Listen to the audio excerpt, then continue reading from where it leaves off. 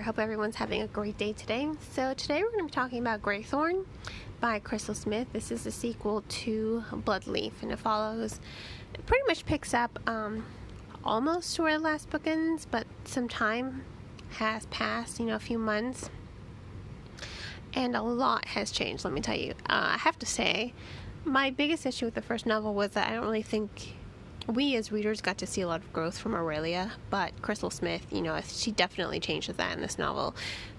Princess Aurelia, she has so much growth in this novel because she has to reconcile everything that happened in the first book. She has to sort of come to terms with her mother's death, with her own frailty, with the fact that, her kingdom is pretty much on the verge of a civil war, and then they're also helping, Zan's kingdom as well from,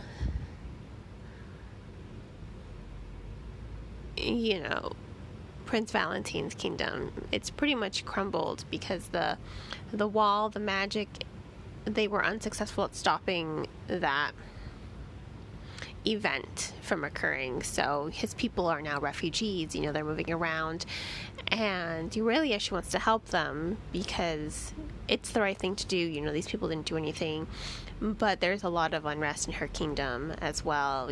First they have to sort of feed their own mouths, and now they don't know if they can feed these other mouths, so there's a lot of animosity, a lot of alienation between her and her people. There is this wall there, and she has to contend with all that, and the fact that her kingdom as well, they are still sort of ruled by the tribunal. The tribunal is still there. They still have an iron fist. They are still controlling things, much to her dislike. They want her head, basically, because she is a blood witch. But it's more than that. There's another underlying story here, and I think it's really cool how Smith sort of develops that underlying story with Arsenault. I think she's a very good villain. There are a lot of things that make her very similar to the previous novel's villain, but there are a lot of differences as well. Yes, she is kind of deluded. She ages very slowly, and I think it's really cool and really clever how we learn why she ages very slowly. She looks like she's like 20, 30 years old when she's actually twice that age. There's a lot of magic at play here, and because of that, she has such a hatred of magic. She considers it sort of a curse, because she had a very rough upbringing, and her looks, looking very young to the right kind of man got her father a really good price. So she has a very dark past. She has a very dark origin story, but there is way more to it than that. And I thought it was very clever. I thought it was very interesting to see how Smith developed the storyline with Arsenault to make her a very good villain, with a very dark past. There's very little that's actually redeemable about her. In fact, I don't think there's anything redeemable about her. She is a very cruel, cold-hearted person, but she's very calculating. She's very smart. She sets traps within traps, so that makes her a better villain than in the first novel. I forgot what his name was, but he was so determined to let the Malefica free because he was deluded by love. This Arsenault is deluded by power. There is a difference here that separates them as far as villains go, and I like how Smith spends more time in this novel developing the villain. In the previous novel, the villain was just the bad guy. You have to think the previous novel was sort of labeled as a retelling of Goose Girl. You don't really get to see the villain You know he's evil because of some of the things that they do, but you really don't get into his psyche or his narrative. Smith does that differently in this novel. She allows the reader to get to know the villain internally. We get to see their point of view. We get to see their narrative. So there's more depth to the villainess in this novel than there was in the previous novel. And that makes the novel better. Because now we're seeing something else outside of her point of view, outside of Princess Aurelia's point of view. And it adds more to the story. It adds a lot of mystery, adds a lot of intrigue, and it totally builds up to a lot of interesting plot twists in the story. Because there's a lot of magic as well. And that's something else that I thought was interesting. Feral magic was sort of just briefly touched upon in Bloodleaf, but now you really get to see feral magic and how different it is from Aurelia's blood magic. We're so familiar with Aurelia's blood magic at this point. We know how it works, but to see this feral magic, it's completely opposite hers in a way. I thought it adds another element of history to this novel, and it does. The novel is titled Greythorne. So you're learning about the mysteries of Greythorne Hall, of the mysteries of feral magic, of this balance between life and death. And I thought it was executed very well. I have to say I really did enjoy this novel more than the previous novel because I feel like there's more development, Smith did a good job with the world building in the first novel. She did a good job laying down a foundation of history in the first novel to ground the reader in the story. I'm not going to dispute that, but I think in this novel, now that she's sort of not restricted by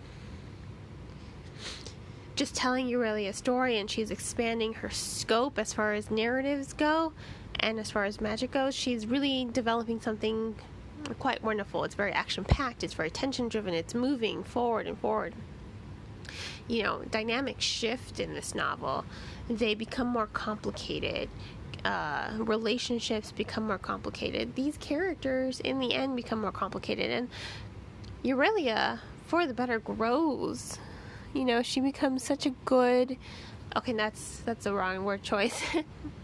She becomes a better character because you really get to see all her heartbreak, and you get to see how worn out she is. Smith does a really good job showing the reader just how exhausted she is with subtle descriptions, with her tone, with how she just addresses all her sighs, and how she just sort of expresses her frustrations and her tiredness. And it's really affecting her character. She's so driven to resolve the events of the first novel because it was left unresolved, and it was really interesting to see how it was resolved in this novel. And it really did open a door for a third novel. But it was richer. Aurelia's personality was richer. She's more memorable in this novel. She goes through a journey in this novel. She's discovering more about everything, her past, her history, and I love the magic in it as well. This exploration of magic leads to creating a lot of tension. It leads to creating a really strong pace, and it leads to allowing the characters to grow exponentially, not just Aurelia, but the characters around her as well. I will say, near the ending of the novel, where the pace is really increasing, you're just kind of glued to it. I think I would have liked it a little bit more if the detailing had been stronger.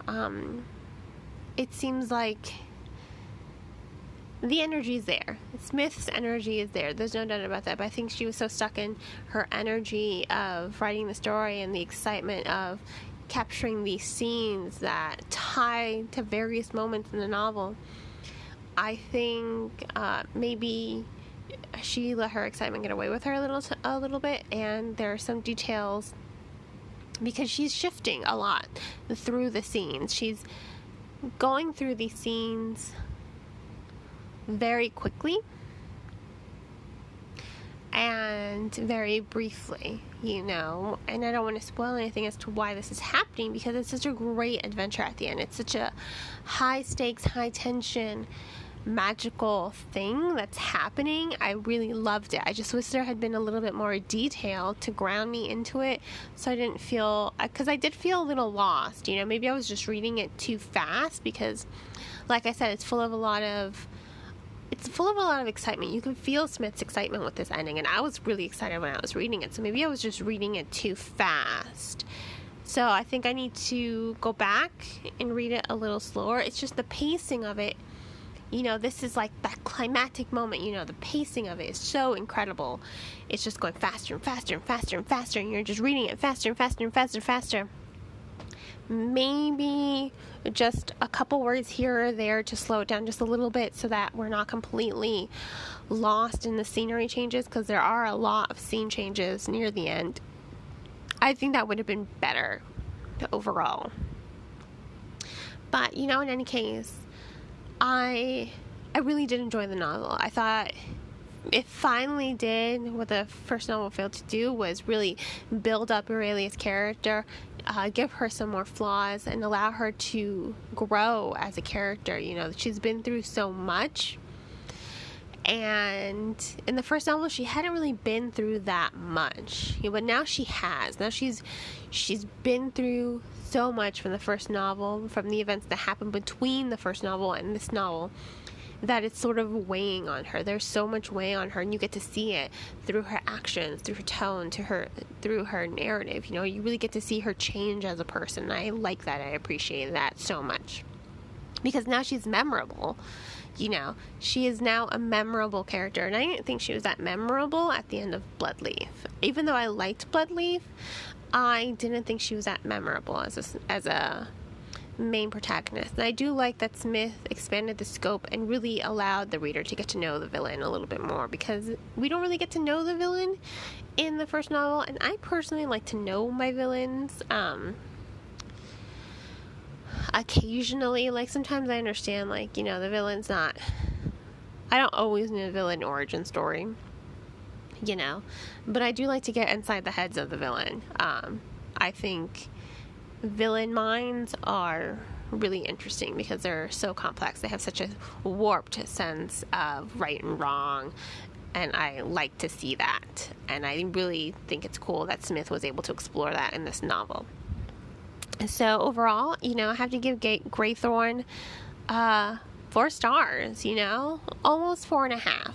I really did like it. I just wish that ending had been a little more solidified as far as detailing is concerned. But you know what? I still think it was a great novel. It was a great sequel. It was definitely, I think, superior to Bloodleaf. Not saying Bloodleaf, again, I did enjoy Bloodleaf. I just enjoyed Greythorne way more than Bloodleaf.